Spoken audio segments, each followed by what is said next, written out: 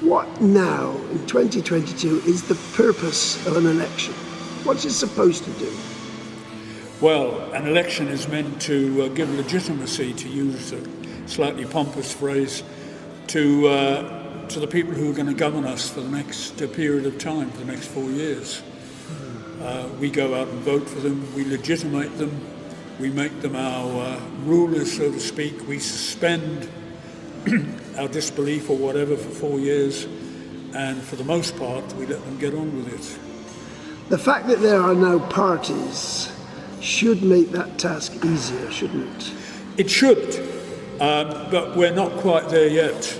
We've rather got stuck in the middle, and there's no doubt that the electorate, and indeed people who had signed, some who had signed up to these parties as candidates, have got cold feet. Yeah. Of that there's no doubt. So we're rather stuck in the middle.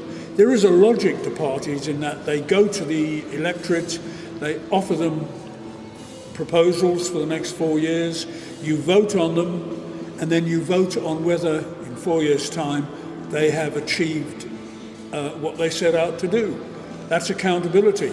And obviously we don't have that at the moment in Jersey, except in a rather messy way.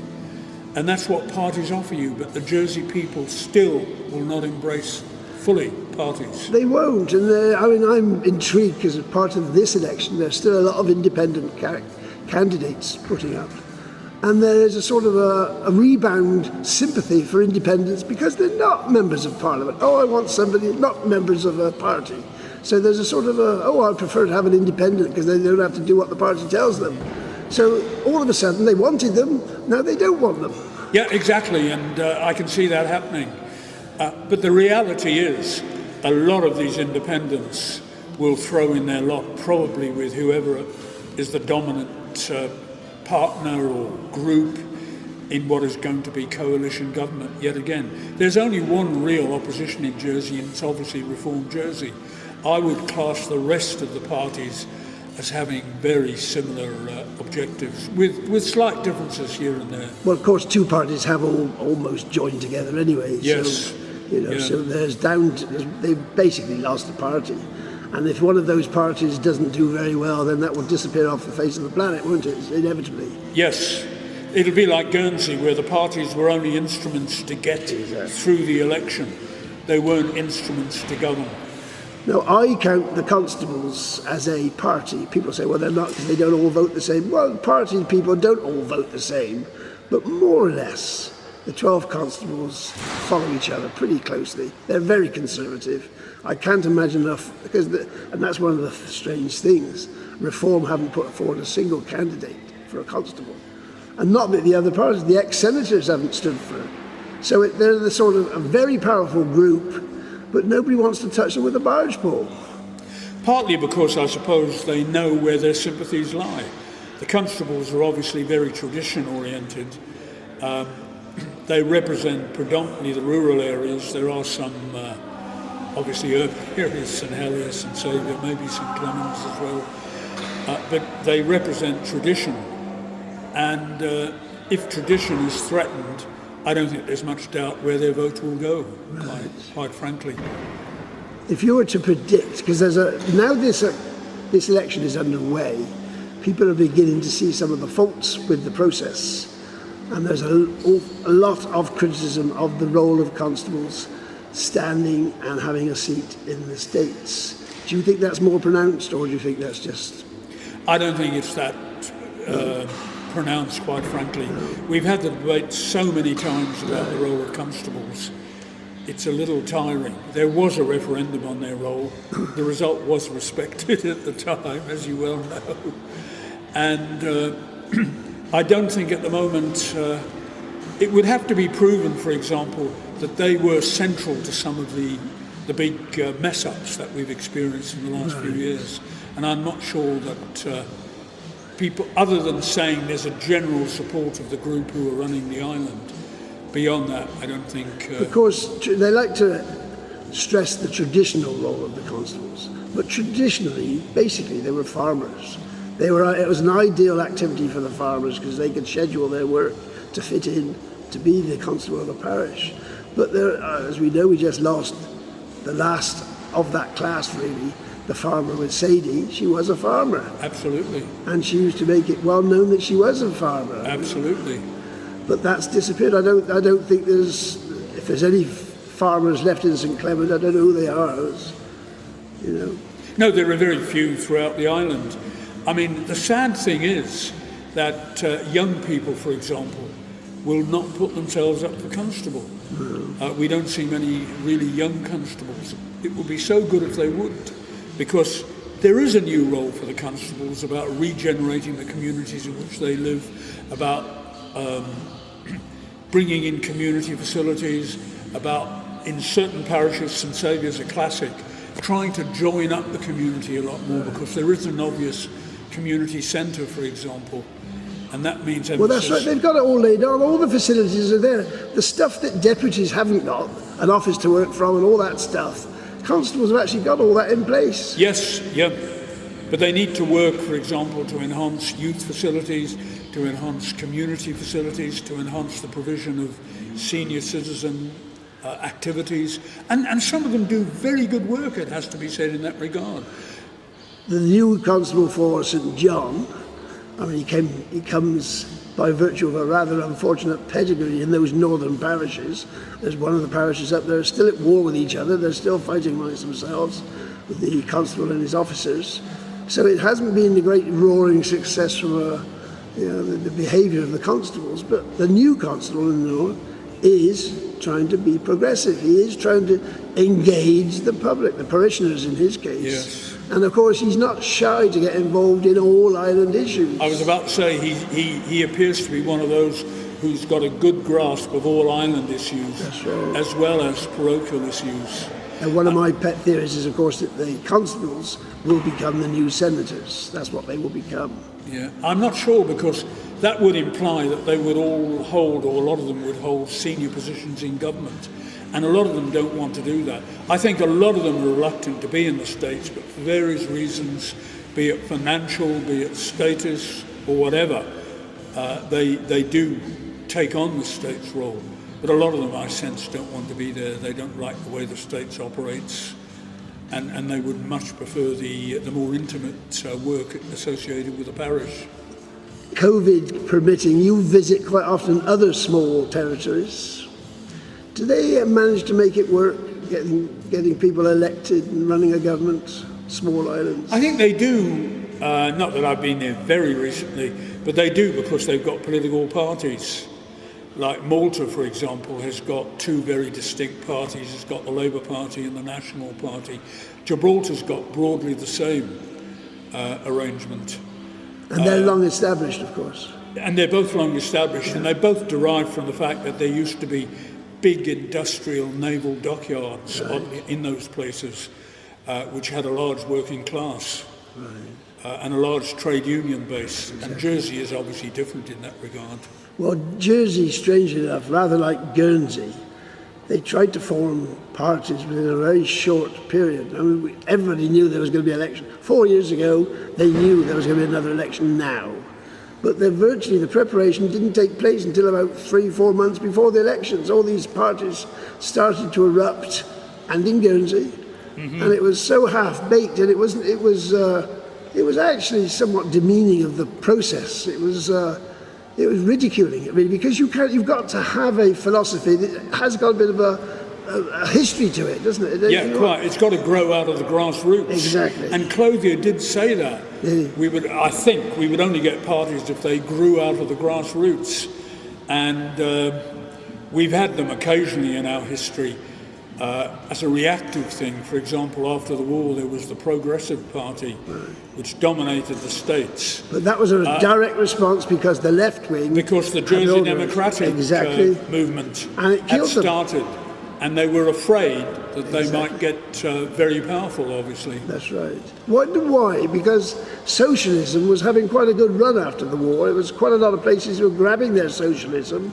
But when they came here, when the socialism erupted here as a post-war remedy for faults, it got stamped on. Now, that wasn't what happened in the UK. They embraced it for a while.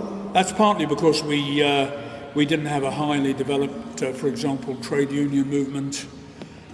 We had a very big agricultural sector with very independent people in that sector, as was proven when we had the great social security controversy at the beginning of the 50s. We've got a different social setup to these places. As I said, you have to take account of what was then the big role of agriculture and the fact we didn't have a big... Ironically, we've still got the thinking process, but not the actual farming interest itself. In other words, we've got the feeling about tradition, but not the reason for it. Yes, quite. But I think also we happen to have replaced farming, so to speak, with finance. It's not been a swap as such, but it obviously has become dominant. And it is an industry that craves stability. Absolutely. And I think by craving stability, it supports tradition. That's right. Well, that's what old Cyril de Marcon would say. Jersey is a politically stable refuge for funds arising on an international basis. Yes. He wasn't too concerned about what they were actually derived from. No. As long as they came here and left a percentage, that's all that Jersey worried about. Yes. And as you know, I link this to a famous historical pedigree which has got more to do with smuggling than it has to do with rearing cows, but people don't like that agenda. Yes, yeah. And it is a finance, in my interpretation. It's just straightforward smuggling under a different name. Yes, yeah. Well, maybe it could be argued some of it is, but I suppose... In this election, he's an arch Tory, but strangely enough, he has some rather strange liberal views. And of course, he's been around a bit in the world of finance in quite a lot of different jobs. So he does have knowledge about this international money scene. Now, maybe the people who are running our show at the moment don't have sufficient knowledge. Maybe that's the sort of guy they need. Is he capable of being, get in line or we'll take you to jail? Is he capable of that? Well, if he's got these skills and he's got this knowledge, obviously he should be used. But you've got to remember, there are also large numbers of bodies like the Jersey Finance Commission and so forth, who are tasked with doing this job. Yeah. And irrespective of what I said earlier, when I said small states don't necessarily have a lot of these resources, we have actually got some. And surely the question has to be how effective they are in the way that they work. Yeah, I have to remind myself occasionally that if I was in Malta, I'm allowed to get blown up in my motor car, so... Well, yeah, there was a case there, obviously, where a journalist that's right. did get blown up, obviously, yeah. So there are things that can happen to people in this world of multis. Yes. So Yeah, but there are a lot of things would need to be in place, Mike, for that to happen in Jersey. I mean, the body politic would have to be corrupted, for example. And I know you keep reading that everybody in politics is apparently receiving brown envelopes. I never saw any, but if they are, good. And I'm not sure we have reached... We may be incompetent, we may lack accountability in the system, all the traditional tropes that are at the moment wheeled out. But I'm not sure it's reached that point at the moment. What's the best we could have hoped for this election? We'll get the result. We've only got to wait another week. What's the best we could have hoped for that will arise from it? Well, the best, Mike, in my view, would be we'd get a number of people who would be energetic, who would be very experienced or able to adjust quickly to how government works. They would be able to apply intelligence and political nous to the issues. And somehow they would form a group so that they could influence the direction of Jersey government, that we wouldn't have this unbelievably repetitive thing where people quickly get disillusioned, where people apparently get sucked into the establishment and lose their verve and lose their ability to question it and to bring new alternatives to bear. The irony is in Jersey, you're not getting the top level of economists going into the States. They're out there, obviously, because what they're doing in the private sector, dreaming up all sorts of schemes, they're clever guys, and they're all over the world. Mm-hmm. So these are not uneducated or unwise people. There's the talent's there, but they seem to entrust the states, the government, to a bunch of not very competents, really. Are you referring to politicians or civil servants? Well, it's either, it appears to be both now. I mean, I would have said categorically it's the politicians, but as time has gone on, and civil servants seem to come and go, and it doesn't seem to make any difference whether they come or go. It doesn't seem to make, it's still a mess, and the public is getting a dreadful service. They are getting on basic things, everyday things. Yeah. Never mind if you want to come and register a £2 million company. I have no idea what it's like. Is it difficult? I don't know. I wonder. I must admit, Mike, I have difficulty in accepting that as a sweeping generalisation about how the states work. There are some very good civil servants in the states. There are real issues with the political direction they got, and there is no doubt that the era of Charlie Parker did considerable damage, despite all the optimism around his arrival. There was a feeling that if we had a more muscular approach to the way we managed the civil service, we would gradually get to grips with long-term issues in that civil service. Well, I was mostly a building... But of course it had the opposite effect. I have mostly to deal with the building. I was a building designer. And that system, the planning system, the planning department collapsed. It didn't exist. Even the minister was saying, poor old John Young was saying, I don't know what my department is. I don't know what it's called. I don't know what my... They introduced a chief officer for that. He'd never met him. Yes, yeah. Degrees of, well, insulting at least. Yeah. And I don't know whether that's general with other departments, but I hear the same with Social Security, as it was. People have incredible problems. There was the introduction of this level called Director Generals, and it totally subverted direct lines of responsibility from chief officers to their political head. These people were interposed, so to speak, between the minister and the departments. But I'm not sure, apropos what you're saying, that departments were totally lost in terms of reforming themselves. Like Deputy Young, for example, was a former chief officer of planning. He was Minister of Planning. He'd done work in the Alderney planning system. In other words, he was a man fairly saturated in planning issues. Unfortunately, he was saturated in bureaucracy. That was his trouble, I think. He was a bureaucrat. Well, I was about to say, given his background and given how he knew government worked, he did have the wherewithal, I would have thought, to step in and say, we're going to reform it. He should have. And then there had been a chief planning officer there who became another sort of collateral role who could have been brought in. He wasn't even invited. So I'm not sure just to say that the poor minister has been absolutely floored by all this and couldn't do anything is the case. John Young, in many respects, is a highly competent person. Right. He's not allowed to be one. He was so circumscribed that they'd take all his powers away from him. John Young is not... he's not a fading violet, so to speak. I'm not going to defend him, but I'm going to say there is a role for him to play, and he could have played. And I'm not... which is to say, I'm not following all your reasoning. No, that everybody could have does. remained totally a victim of this system. That seems to be what you're saying. And but he had things like fishing disputes with France, international disputes. Absolutely. I mean, that was totally... He had a broad remit, and that, of course... That was totally outside his... The argument that goes back structurally to the argument of separating environment and planning. Absolutely. That there should have been two ministers, because one is obviously becoming very prominent.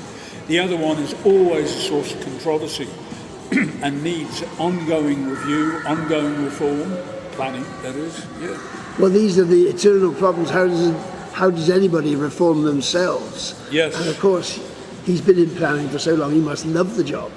Otherwise, he would have packed it in long ago for all the aggravations. And it's very difficult, isn't it, to say, well, we're going to scrap all this nonsense, because even if you could, to do it is asking an awful lot. So, a week today, is it a week? Well, I think people will, they will happen upon individuals, because there are, in my view, some very good individuals running. Whether they can get together and come up with a coherent approach, Like one, for example, Mr. Binnerson, Saviour, Right. he wants obviously to reform the civil service. He wants to put the Charlie Parker era behind us, but he's got to get power to do that. Yeah. He's got to become a minister. I would have thought. Well, I don't know if I've been to several of his complaints board hearings, and he's been treated very badly. Now, Yes. I would have thought somebody like John Young would accept that and grasp that and say, no, we're doing this guy wrong. And change Yes. it. But they don't. They cuddle up together and they resist. Yeah. And they do everything. And you get the chairman of the board say, this is totally illegal what they've been doing. Nothing happens. Well, then, excuse me, I'm getting a tickle now. But then, surely, the issue has to be to look at the power of the complaints board. And there is an ongoing which you proposal, did. Yeah, which derives from Clothier, that there be an ombudsman. But an ombudsman will only work if they are given powers to actually change the policy, which is the subject of the decision of the ombudsman. Which is, we know the court system resists because they don't want to lose their powers. They don't want another group coming along which is going to be making decisions which the Royal Court hasn't made. They want the Royal Court to be the sole arbiter of these disputes, ultimately. Yes, yeah. So that's when you dig into the Well, no, juries- there are two aspects. There are complaints where somebody has, they feel, been badly treated under the law, and then there are but there are complaints that derive from poor policy. Right. And poor policy can be dealt with by bringing legislative amendments to the states. So if John Young, as was, saw something was happening because the law was a poor law, he could then choose to try and change it. He could. So, well, he won't be in the next government because he's retired. So we're relieved about that. Well, it's sad. Like lots of these people, he's a likeable chap. And this is one of the things, I mean, I saw an instance the other day, somebody was knocking on doors, a new candidate. And he spoke for a few minutes to somebody I know, and she said, he's a nice chap, I'll vote for him. With no understanding of what he was actually proposing. Yes. And there's so much of that goes along. Oh, he's a nice chap, isn't it? I think that's changing slightly. This idea that you're related to so-and-so and I went to school with your mother's brother's cousin or whatever, I think that is there. And it's particularly important, I suppose, for constable because there's a feeling you have to be able to relate to your community. You don't have to be a nepotistic person, maybe, but you have to relate to them. So it does help. Other people can do that. Other people have got great interpersonal skills and they can come in and get on with people. Well, I'm famous. But I think there is more of an emphasis, I've noticed in looking at the hustings, on the background that people bring. But of course, a background is also no guarantee that what you look like on paper is how you're going to perform in practice once all the pressures start hitting you. I was looking at some cases, as I do, from the 18th century, and the judge was saying, the smuggler, it was a smuggler, and he was trying to say what a good family he comes from, and the judge says, I'm not here to consider good character, I'm here to discuss the facts. Yes. And that was what it was. They thought just, my dad knows your dad. That doesn't work. No. Or shouldn't. And that's how it should be, but we live in a small community. We do. There is no doubt relationships do matter. And people sometimes get over-involved in issues because of who's involved in the issue. There's no doubt about that. And you've always got to try and be on your guard about that. So, we're going to have to stop. What's going to happen on Thursday? You won't know what's going to happen on Thursday. What do you want to happen on Thursday? I would like to see a lot of the new people there. Would you? But I think they're going to be faced with reform very quickly. They're going to look at the hospital is not going to go away, unfortunately, or fortunately, depending on the side you take. It's not going to go away. I think a lot of them have said they want the senators back, and I think if they do that, they've got to take the gamble, as Guernsey did, of bringing in an all-island vote. But I think the only way they'll do it, Michael, which you may not agree with, is politically they're going to have to leave the constables in, which of course they did with this most recent reform.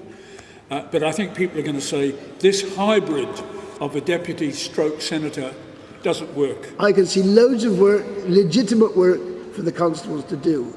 but it does not include them being in the States. No, I think they've got a lot to do to keep the parishes alive, to re-energise them. I absolutely agree with you. They've got an incredible amount to do. I agree with, and I think so. That's one issue, and I think the whole issue of accountability of the politicians and the civil service is going to be addressed. But will we embrace? It strikes me logically there's only one answer, and it's parties. But even now, I ask myself, will Josie embrace them? We shall find out. We shall find out. Thank